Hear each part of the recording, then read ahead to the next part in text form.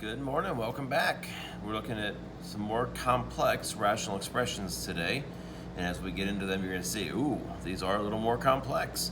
So let's go ahead and dive into it and see what happens. Let's see what we've got. So looking at example 1, we have 3 times this quantity x plus 1 squared times the radical of x minus 2 plus this rational expression. So the first thing I see is I can go ahead and make this portion a rational expression by putting it over 1. I'm adding 2 fractions now. In order to add 2 fractions, I'm going to find a common denominator. Well, since my one denominator is 1 and the other is 2 radical x minus 2, my common denominator is going to be 2 radical x minus 2. So now I'm going to multiply this denominator by what to get 2 times the square root of x minus 2, which is 2 square roots of x minus 2. So I have to multiply this denominator to this entire numerator. So I'm going to have 3 x plus 1 squareds, square roots of x minus 2, and 2 that I'm going to multiply my 2 and my square root of x minus 2. 2 that we're going to add this portion here. I already have the common denominator, so I don't need to multiply this denominator, this numerator, by anything. So I get x plus 1 to the third. Now as I look at this, I can go ahead and clean this up slightly. I have a 3 times 2, since this is 3 times times. I multiply 3 to 2, get me my 6, my x plus 1 squared. And I have radical x minus 2 times the radical of x minus 2.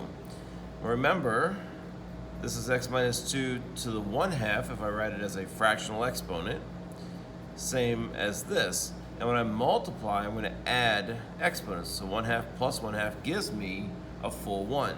So I have the quantity of x minus 2. To that, we're going to add the quantity of x plus 1 to the third, and it's over 2 radical x, that's an x minus 2. Now you're saying, hey, I'm done. Well, we can take this a little step farther, actually. If we notice, we have 2 terms here in the numerator. We have this term and we have this term. And what we're going to do is we're going to look and see that we have x plus 1s in common. And we actually have 2 of them in common. We have 2 over here and 3 on the right side. So I can pull an x plus 1 or factor an x plus 1 squared out. That's going to leave me with 6, this x minus 2, since both of these x plus 1s get factored out, and to that I'm going to add x plus 1. I had 3, again I'm factoring 2 out as my GCF, so I'm going to be left with 1, or we don't have to write the exponent at all. And that's over the 2 radical x minus 2. Now I can go ahead and clean up this inside. So I've got my x plus 1 squared, which is my GCF. In here I can multiply my 6 through, so I get 6x minus 12. So I'm going to add an x and a 1. Adding like terms, I end up with 7x minus 11. Our denominator is 2 radical x minus 2. And that's a nice, clean answer that we're going to look for. And just a couple more examples that we're going to look at some other things that can happen. So here in example 2, we have x squared minus 1 times a half times 2x plus 1 to the negative 1/2 times 2 minus a 2x plus 1 quantity to the 1/2 times 2x. So some things that I see as I'm looking at this, I have 1/2, again these are all being multiplied together, so I have 1/2 times a 2. And 1/2 times 2 is simply 1. And 1 times anything is itself. I also have a negative exponent. I can make that negative exponent positive by taking it to the denominator of this term.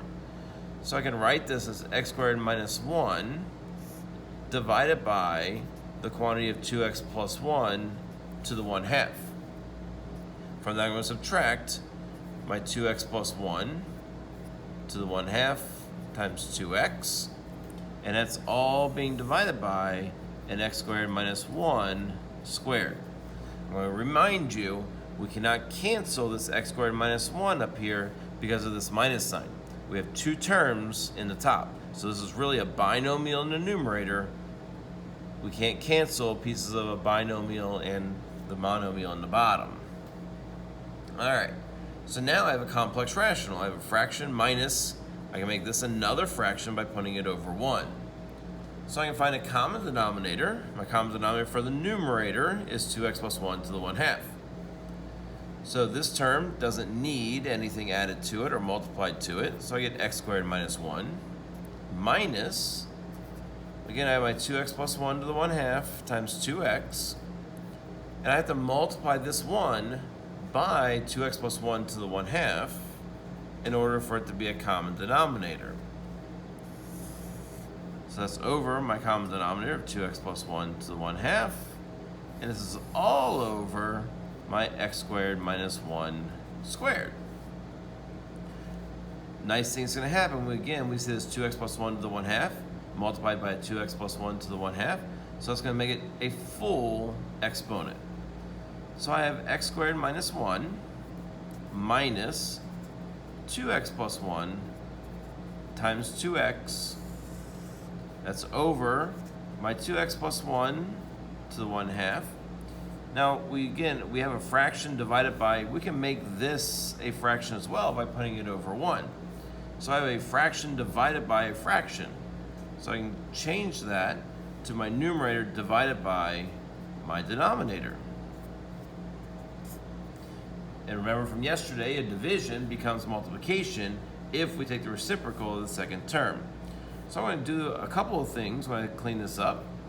I get x squared minus 1. I'm going to distribute my negative and my 2x in. So I'm going to get a minus 2x times 2x is 4x squared. 2x times 1 is 2x times the negative gives me a negative 2x. And that's over my 2x plus 1 to 1/2. I'm going to change it to multiplication of 1 over x squared minus 1 squared. I'm going to now go ahead and clean this up. Add like terms, I get negative 3x squared minus 2x minus 1. And that's going to be divided by my 2x plus 1 to the 1/2 and my x squared minus 1.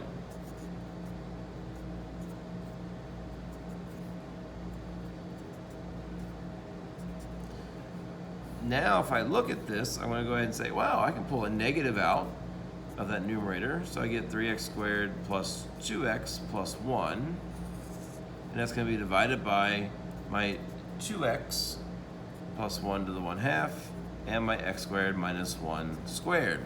Now, as I look at that numerator, I really can't factor that any farther. So either one of these answers would be a nice simplified form that we want to get to. I have one more example today. And this one, we don't have any negative exponents, so that's a good thing. We like that. We should see that we have a numerator that has two pieces or two parts. We have this first part that starts at x squared minus 1 to the 4th, and it comes all the way over to the 6x. We have the minus sign in there, and then our 3x squared plus 1 to the 3rd, so forth. So our numerator is actually a binomial. We have this part and we have this part separated by a minus sign. What we're going to do is we're going to look and see, hey, I've got some factors that are exactly the same. So I can go ahead and factor out anything I have in common, remembering that we're going to use the smallest exponent for any quantities. I'm also going to look at my monomials, my 3 and my 6x. If you want, you can multiply those together and get 18x. Here we have 4 and 2x, so we get 8x. Gets rid of those. So we're looking at our monomials, 18x and 8x. I can pull out a 2x. Looking at my quantities, I have x squared minus 1 to the 4th, and I have 1 to the 3rd. So I can pull out an x squared minus 1 to the 3rd. Remember, always taking out the smallest exponent. And we're going to take out 3x squared plus 1 to the 2nd. It's our smallest exponent again. I like to use a bracket to show that I've got now my leftovers, call them my leftovers. So I had 18x, I took out a 2x. So I'm going to get a 9x left. 18 divided by 2 gives me my 9. Oh, sorry, just 9. No x. X divided by x gives me 1. And then we're going to have x squared minus 1 to the 4th we had. We're taking out 3 of them. So we're going to be left with 1 of them. 3x squared plus 1 squared. We're taking out 2 of them, so we don't have any left over. Minus, we had 8x divided by 2x gives us 4. And then we're going to multiply that by, we have 3x squared plus 1 to the 3rd. We're taking out 2 of them, so we're going to be left with 1. And that's going to be over our x squared minus 1 to the 8th.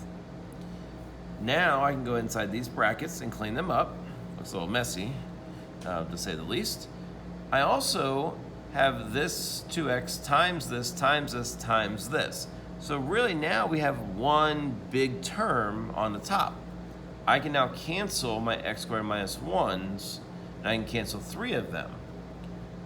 So I'm going to do that all kind of at one time. So those are going to be gone. That 8 becomes a 5. So we have 3x squared plus 1 squared. Inside here we have 9x squared minus 9. I'm going to multiply that through. Here I'm going to multiply this 4 through, so minus 12x squared minus 4. So I end up with a negative 3x squared. Negative 9 minus 4 gives me a negative 13. And that's going to be divided by x squared minus 1 to the 5th. The only thing I really can do at this point would be take a negative out of this term. And I can pull that all the way out to the front so it looks kind of nicer. Not a big deal if you do or not. Multiple choice test or quiz, you'd probably see the negative out there because that makes this nice 3x squared plus 13 divided by my x squared minus 1 to the 5th. And that's going to conclude our more complex rational expressions. Good luck!